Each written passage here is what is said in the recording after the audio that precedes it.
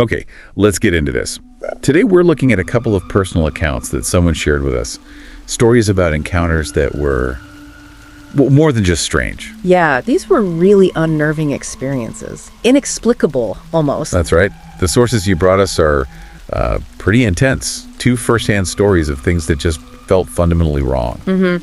And our aim here is really to unpack these specific accounts, pull out the details that stand out, figure out what made them so scary, and why they leave you feeling so unsettled. It's like trying to understand, the anatomy of a real scare. We're not just telling the stories, we're trying to see what makes them stick with you, what makes them so creepy. Yeah, what gets under your skin. So we're starting with one listener's story. A driver on a dark, rural road heading to a New Year's Eve party ran into something unexpected, to say the least. Right, a night that should be about celebration taking a very, very different turn. Exactly. So the person telling the story, they set the scene really well. Outskirts of a small southern town, these dark country back roads. They talk about the dense trees, right up against the road. And the only way to get to this party location is using these specific roads. Creates that sense of isolation immediately. Totally. Yeah. And they even mention this detail about a lone, maybe abandoned shack you can sometimes see lights in off in the distance. Just adds to that whole isolated vibe. It really paints a picture, doesn't it? Remote, maybe a bit neglected, the kind of place where things might naturally feel a little off. Absolutely. So the drive itself, it's late, it's cold, roads are bumpy. Right? And they had to use their brakes the whole time, even though they felt bad about it, just because it was so incredibly dark out there. Just a practical thing you have to do in that kind of setting. And then a few minutes into this drive, on a straight bit of road, the brights catch something. Yeah, something up ahead. Amongst the trees. Something white. White against all that darkness. Instantly weird. Yeah. On the side of a deserted road, late at night. As they got closer, they could see it was a person. A woman. Standing totally still. By the road, her back towards the trees. And here's the detail that hits you right away. She's wearing a white dress, or maybe a gown. Which is completely wrong for the cold weather. Makes no sense. Right, that's the first real wait what moment. The glare from the headlights made it hard to see her face clearly at first. Understandable. So they drive past her, and there's this initial wave of relief, like, okay, she didn't step out or anything, but then that immediate second thought kicks in, should I have stopped? Was she in trouble? That classic moment of indecision. But what happened next just ramps up the creepiness factor. Oh, yeah. Looking in the rearview mirror, in the red glow from the taillights. What did they see? She had turned. Her whole body had rotated to follow the car as it went past. But she was still frozen in that exact same spot. Didn't move her feet. Just pivoted. Exactly. Didn't take a step. Just swiveled around to watch them drive away. That detail. Yeah. That's the one that sends a shiver down your spine. Yeah, that's deeply unsettling. Our listeners said they knew right then. No way was that another party guest. So they just kept driving. Got to the party. No more weirdness. Parked with the other cars in this clearing where the house was. Okay, so normal party after that, stayed late, helped clean up. Yep. Which meant they ended up being the absolute last car to leave the property. Ah, okay. And literally right after starting the car, bang. Low tire pressure warning light comes on the dash. Okay. Now, it was an older car, so it didn't say which tire, just that one of them was low. And the first thought is probably the cold, right? Affecting the pressure. Exactly. Seems perfectly rational. Common issue. But they couldn't shake that image of the woman by the road. Like, was she still out there? That image would stick with you. For sure. They actually thought about taking a different route back, a longer way, but decided against adding the extra time. So they head back the same way they came. The decision they probably regretted almost instantly. Oh, absolutely. They said they deeply regretted it. Just a couple of minutes back out on that same dark road, they suddenly felt and heard something totally different. Not just low pressure anymore. No, it sounded like bare metal scraping on the asphalt. Yeah. And then the car just died. Came to a complete stop. Oh, wow. So that warning light was masking something much worse. Way worse. Yeah. So against their better judgment, really, they get out of the car, turn off the engine, and everything just plunges into absolute darkness. And the phone flashlight comes out. Yep. Use the phone light to check the tires. And what they found was horrifying. What was it? All four tires were completely shredded, just destroyed. The way they described it was like they'd been torn apart by animal claws. All four, not just one. All four. And that immediate awful realization hits them. This wasn't an accident. This wasn't a flat tire. This was deliberate. Oh, man. And they're completely alone out there. No one else likely to come down that road, especially that late, even on New Year's. Totally isolated. Yeah. And of course, the classic horror movie trope comes true. No cell service. That deep in the woods. Stranded. Pitch black.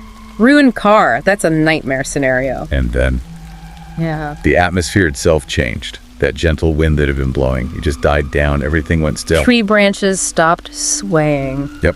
And even the sounds of nature, the crickets, whatever else, just went completely silent. Our listeners said they'd never experienced silence like that. So sudden, so unnatural. That kind of sudden quiet in the woods is always chilling. It feels like everything is holding its breath, listening, or hiding. Exactly. And then they heard it. A sound. A definite sound. A twig snapping. Somewhere just off the road, inside the tree line. Then leaves rustling. Something was moving through the woods. Close by. Very close. And that feeling of being prey, they said, was instant.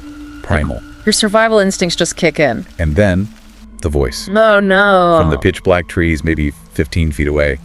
I see you. Just like that. What did it sound like? Described as a woman's voice.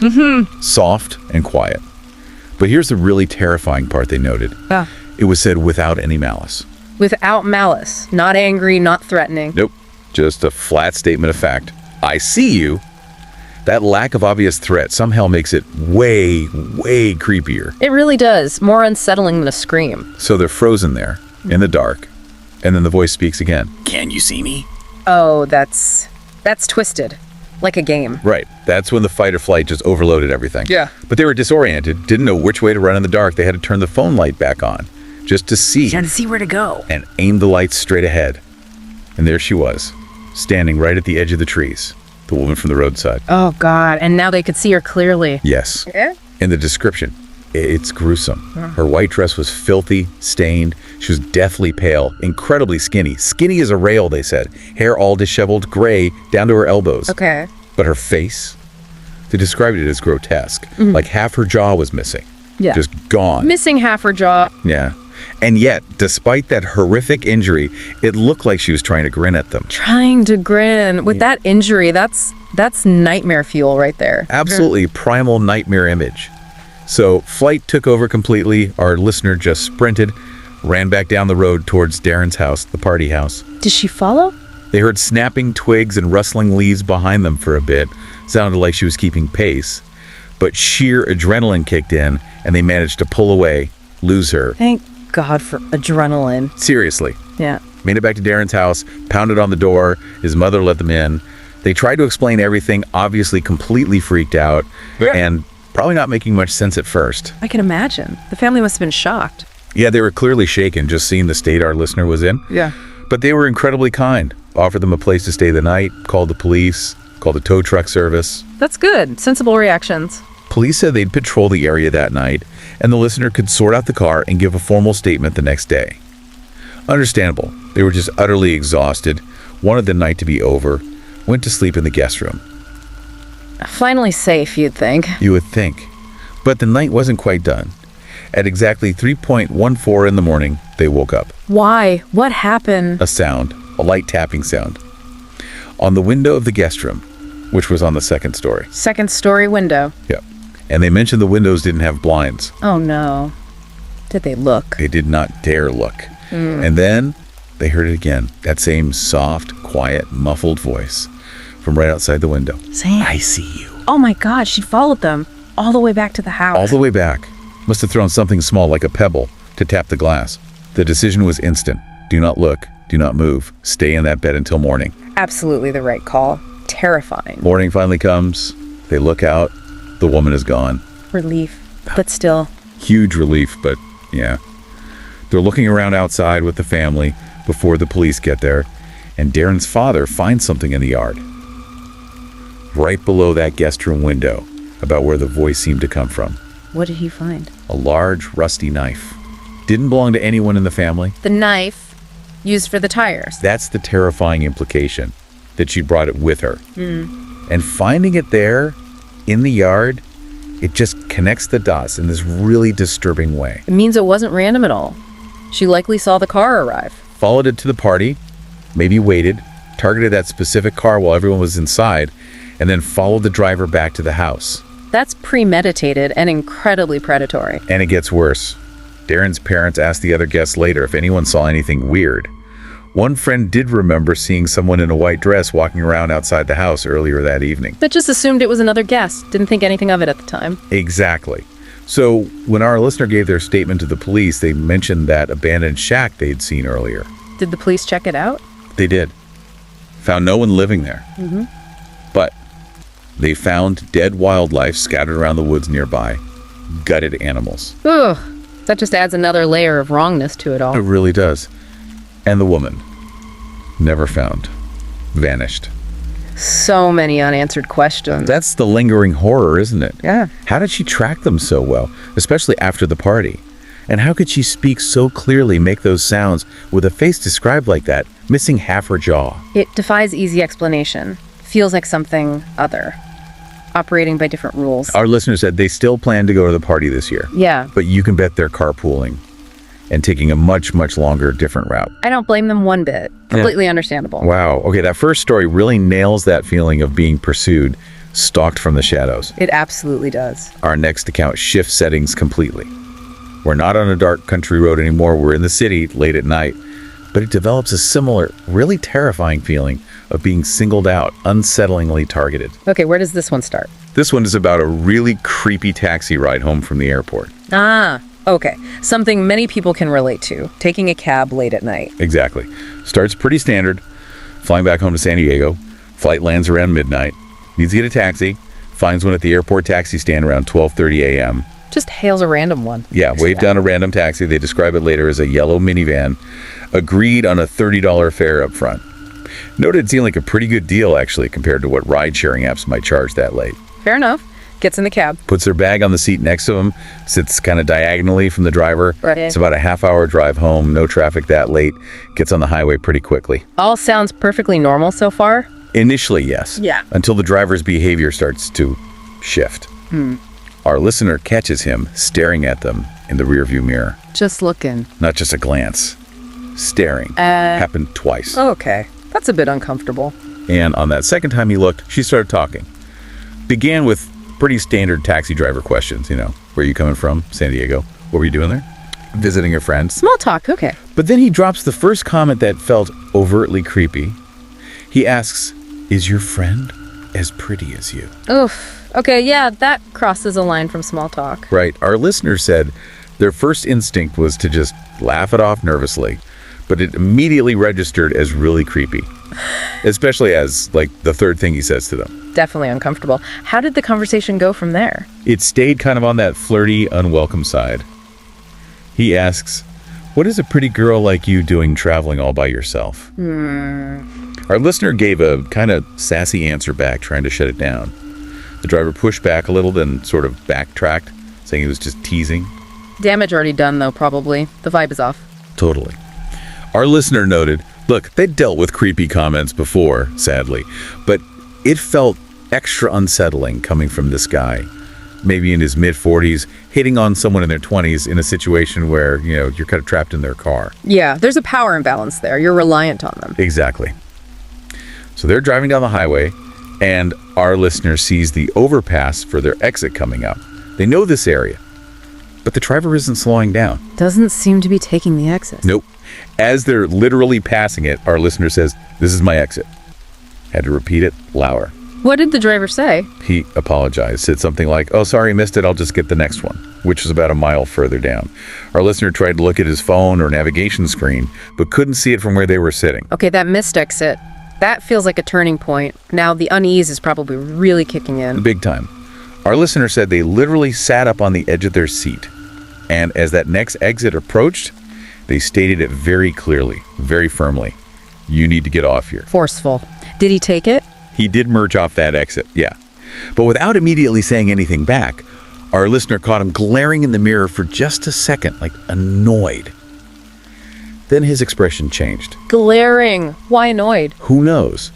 But less than a minute after getting off the highway, he asks another question, totally out of the blue. What now? "Do you have a boyfriend?" Oh, come on. Back to that. Yep.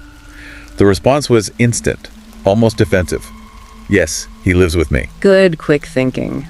But the driver looked in the mirror again, and maybe he seemed to pick up on how fast and maybe forced the answer was.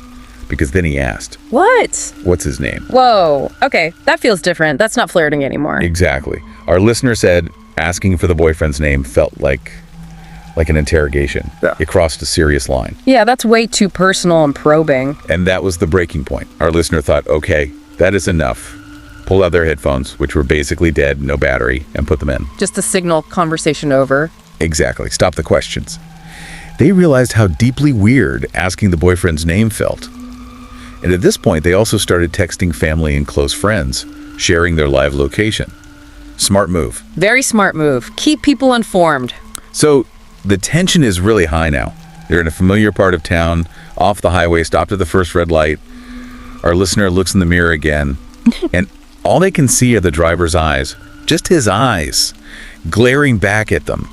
Described it as menacing. Staring, not saying anything. Nothing. No sound was playing in the headphones, so they know he wasn't talking.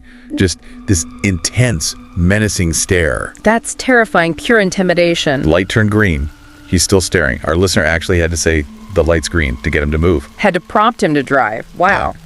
They're actively trying to get help now. Yeah. Texting people. Only their older brother, who lives like 2 hours away, was still awake. What did he advise? His advice was immediate.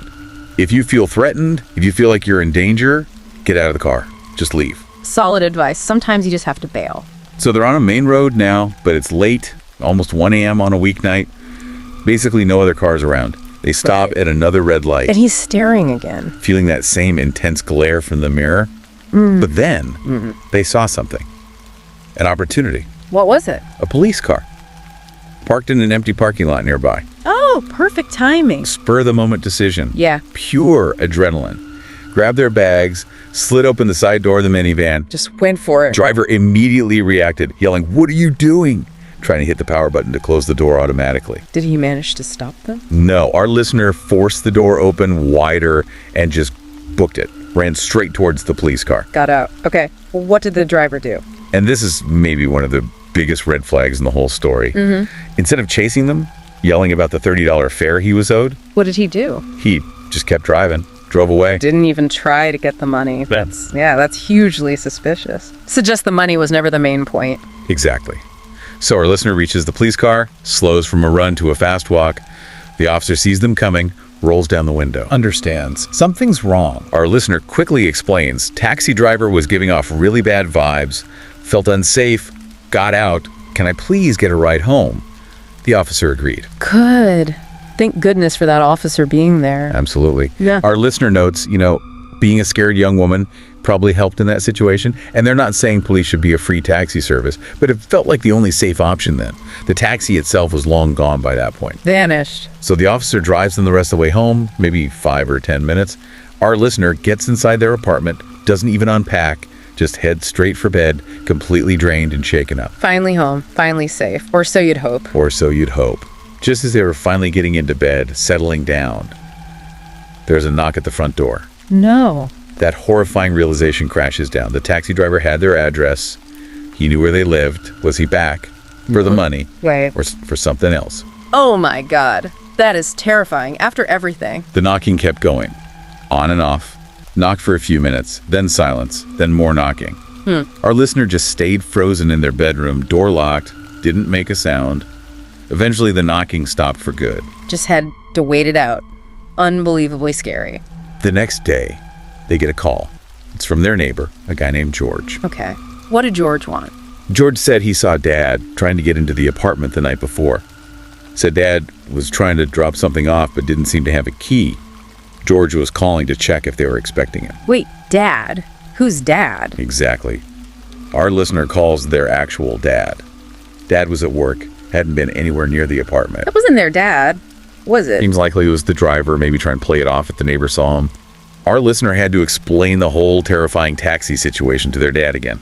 Understandably, Dad was like, "You need to come home, stay here for a few nights." Absolutely. Get out of there for a bit. So our listener goes back to the apartment around 9 p.m. that night, just to pack a bag. And the moment they stepped inside, the feeling was wrong. What kind of feeling? Felt like they weren't alone. Heard these tiny little creaking sounds from the wood floor, like pressure from someone's weight shifting. but couldn't tell where it was coming from, just trying to pack fast and get out. That sense of being watched, even inside your own home. And just as they were about to leave, bag packed, ready to go, they heard a distinct creaking sound from the spare bedroom down the hallway. Oh no, someone was in the apartment. And then a voice from the spare bedroom. The driver's voice. Sounded like it. Said, "I wasn't going to hurt you." Oh my God, he was in the apartment, waiting. And as the voice spoke, an arm swung into view from behind the wall of the spare bedroom doorway. He was right there. Final burst of terror, ran for the front door, screaming, pounded on neighbor George's door again.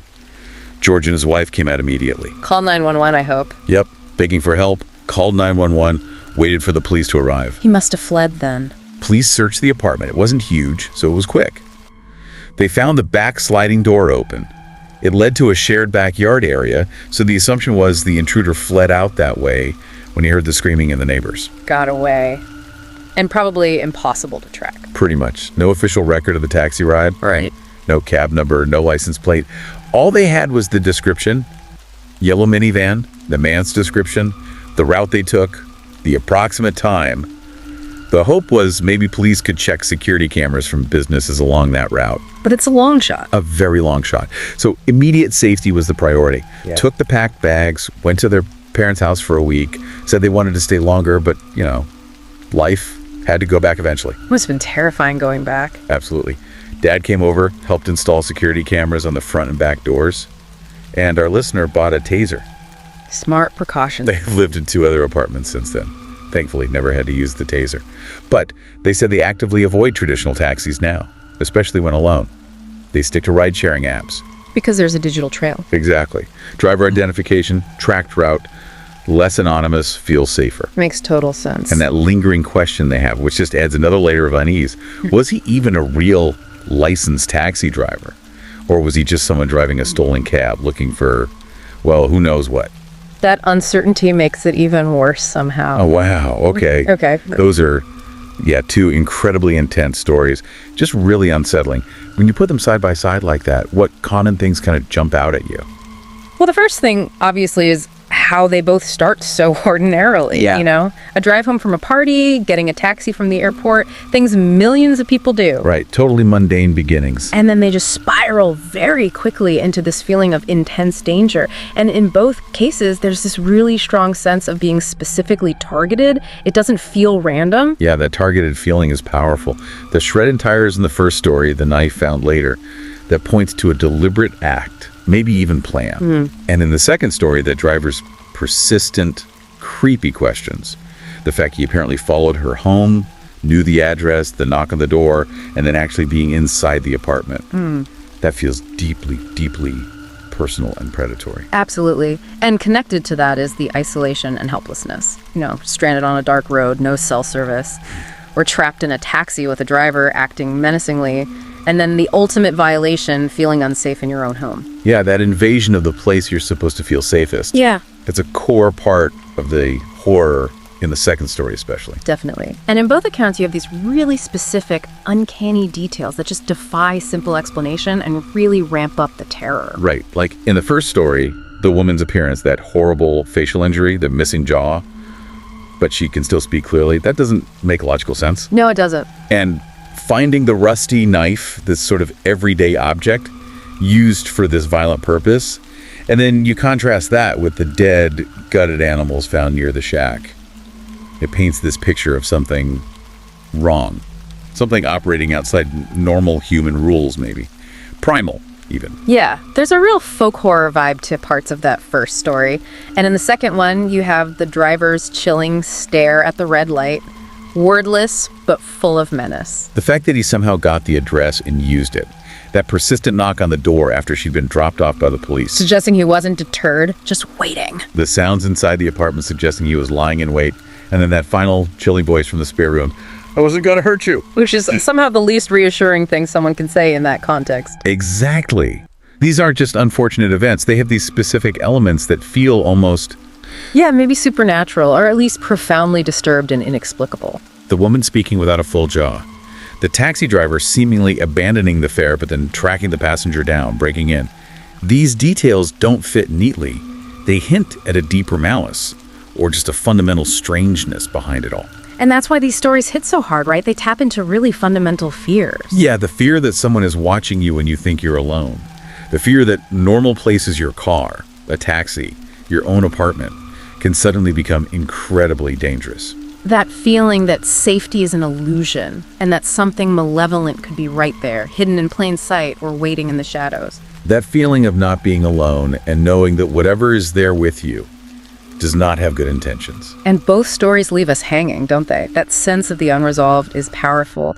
The woman on the road was never found. The identity, the motive of the taxi driver, the intruder, still completely unknown, just vanished back into the anonymity he came from. And that lack of answers, that absence of closure is maybe the most unsettling part. It leaves you wondering. It really does. Makes you think. Yeah. What do you think was really going on in these accounts? What forces were at play? Definitely something to ponder. Thanks for joining us as we explored these unsettling stories.